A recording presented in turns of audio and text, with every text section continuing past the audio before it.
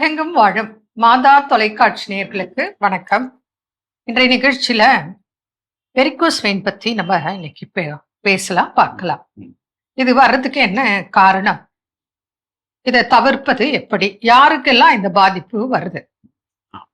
இந்த varicose vein அப்படின்னு சொல்லும் போது பொதுவா அந்த பிரச்சனை இருக்கிறவங்களுக்கு எப்படி அது முதல்ல தெரியும் அப்படின்னா, அவங்களுடைய கால் பகுதியில முட்டிக்கு கீழே இல்ல முட்டிக்கு மேல பின்பகுதியில இந்த பச்சை நரம்பு மாதிரி தெரிய ஆரம்பிக்கும். இதுதான் ஆரம்ப நிலை.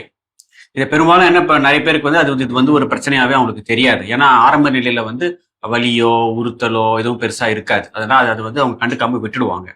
பட் அது மாதிரி பச்சை நரம்பு தெரியுது அப்படின்னாலே ஓகே, அப்ப நமக்கு கால் பகுதியில ரத்த ஓட்டம் கம்மியாக ஆரம்பிச்சிருக்கு, சீராக இல்லை அப்படின்றது அவங்க புரிஞ்சுக்கணும். சிலந்தி வலை போல காணப்படலாம். ஆமா, சின்ன சின்னதா தெரிய ஆரம்பிக்கும். சிலது கொஞ்சம் அப்படி நாளாக கொஞ்சம் பெருசாகும்.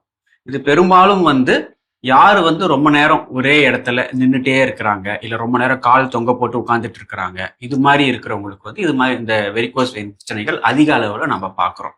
கொஞ்சம் ஆக்டிவா இப்போ நடந்துட்டே இருக்கிறாங்க அப்படின்றவங்களுக்கு இந்த பிரச்சனை அதிகமா வராது. ஒரே இடத்துல நிக்கிறது, அந்த கால் மூவ்மெண்ட் எவ்வளவுக்கு எவ்வளவு குறைவா இருக்கு, ரொம்ப நேரம் கீழே தொங்க போட்டே நிக்கிறாங்க அப்படின்ற போது இது பிரச்சனைகள் அதிகமா ஆகும். நம்ம இப்போ வீட்டுல ஹவுஸ் ஒய்ஃப்ஸ், ஒர்க்கிங் உமன் பெண்களுக்கு நிறைய பார்க்குறோம். அதே போல வயது ஆக ஆக இந்த மாதிரி சில பேருக்கு அவங்களுடைய வேலையோட காரணமாகவே ஒரே இடத்துல நின்றுட்டே வேலை பார்க்குற மாதிரி இருக்கும். உதாரணத்துக்கு இப்போ போலீஸ்மேனா இருக்கலாம், அல்லது சேல்ஸ்மேன், இல்ல குறிப்பிட்ட கடையில சூப்பர் மார்க்கெட்ல சர்ஜனா இருக்கலாம். ஆமா, அது மாதிரி யாருக்கு ரொம்ப நேரம் இருக்கலாம். கண்டிப்பா அது மாதிரி நின்றுட்டே இருக்கிறதுனால இந்த மாதிரி பிரச்சனைகள் வந்துட்டே இருக்கும். ஸோ ஆரம்ப நிலையிலேயே நம்ம எவ்வளோக்கு எவ்வளோ ஆரம்ப நிலையிலேயே அதை நம்ம கவனிச்சு அதுக்கு சிகிச்சை எடுக்கிறோமோ அவ்வளோக்கு அவ்வளோ நமக்கு பெட்டர் ரிசல்ட்ஸ் நமக்கு கிடைக்கும். ஆமா, இன்றைய காலகட்டத்துல எல்லாம் ஒரு ஏசி ரூம்ல சேர்ல உட்கார்ந்து டேபிள் ஒர்க் பாக்குற மாதிரி இருக்கு. இவங்க ஒரு half an hour உட்கார்ந்துட்டு ஒரு 2-3 minutes எழுந்து மூவ் பண்ணி போயிட்டு வரலாம். அப்போ இதுல இருந்து தவிர்க்க முடியும். இதே வந்த பிறகு சிலருக்கு அது பெருசாக புடைத்து வெளிப்பாடு தெரியும். அதுதான் வெரிகோஸ் வெயின். இது நம்ம கண்ணில் பார்த்த மாத்திரத்திலேயே கண்டுபிடிக்கலாம். சிலருக்கு வலி இருக்கும், சிலருக்கு வலி இருக்காது. ஆனா இந்த வெரிகோஸ் வெயின் அப்படிங்கறதே நமக்கு உடம்புல இருந்து மேலிருந்து கீழ் நோக்கி போன பிளட் கீழ இருந்து மேல் நோக்கி போறதுல பிரச்சனை, தடை. அதுதான் வெரிகோஸ் வெயின் அப்படின்னு நம்ம சொல்றோம். அதுதான் எல்லாருக்கும் பாதிப்பா இருக்கு. இது கூட உடல் பருமனா இருக்கிறவங்களுக்கும் இது வர்றதுக்கு வாய்ப்பு இருக்கு. ஸ்மோக்கிங், ஆல்கஹால் பழக்கம் இருக்கிறவங்களுக்கும் இது வர்றதுக்கு கொஞ்சம் வாய்ப்புகள் கூட மிகுதின்னு சொல்லலாம்.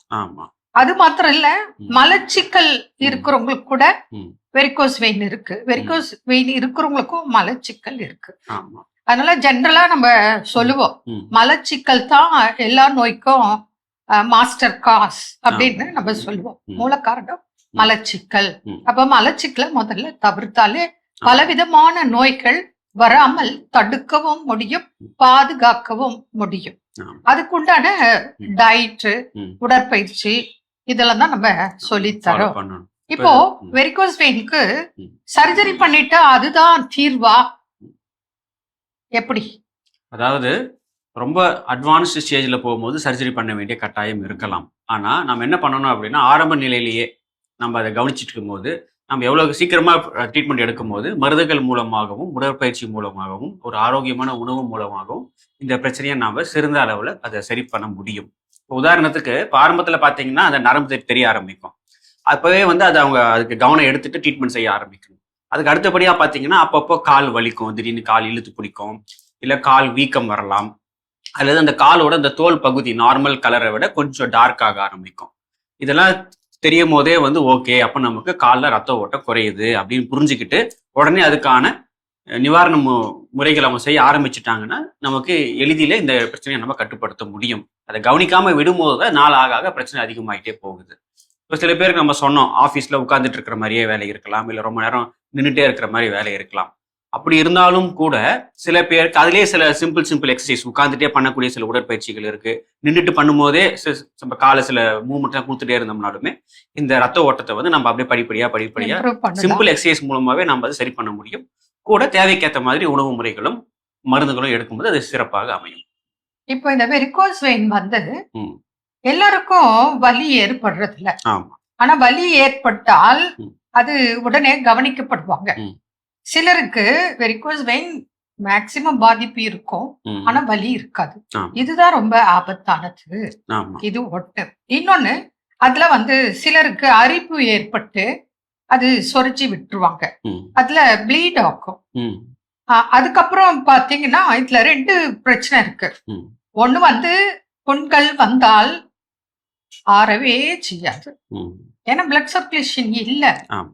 அதனால புண்கள் ஆறாத நிலை. ம். நாட்பட்ட புண்களா ஆயிடுது. ஆமா. இன்னொன்னு, இதுல ப்ளீட் ஆக ஆரம்பிச்சா ம். சிலருக்கு அந்த ப்ளீட கண்ட்ரோல் பண்ண முடியாது. ப்ளீடிங்க ரொம்ப பிச் அடிச்சு ம். பிளட் லாஸ் ஆகுற நிலைமை கூட வருது. ம். அதனால ஆரம்ப நிலையிலேயே ம். இந்த வெரிகோஸ் வெயின் அப்படின்னு தெரிஞ்சு கொண்டு ம். சிகிச்சை எடுப்பது மிக மிக அவசியம். ம். அது ஆணாக இருந்தாலும் பெண்ணாக இருந்தாலும் எந்த வயதினருக்கும் இப்போ இந்த பிரச்சனைகள் வருது. ம். காரணம் இந்த ரீசன்ஸ் நம்ம சொன்னோம் இல்லைங்களா, அதுதான் முக்கியம். ம். அது இல்லாம நிறைய காய்கறி, கீரைகள், பழங்கள், முக்கியமா உடற்பயிற்சி ம். செய்யணும். இதுக்குன்னு சில எக்ஸ்டர்னல் இன்டர்னல் ட்ரீட்மெண்ட் இருக்கு, ம். அதை எடுக்கணும். இப்ப ஆறாத புண்கள் ஆத்துறதுக்கு நம்ம கிட்ட ஆயில் இருக்கு, கேப்சியூல் இருக்கு, ம். அதெல்லாம் நம்ம கொடுக்குறோம். ஆமா.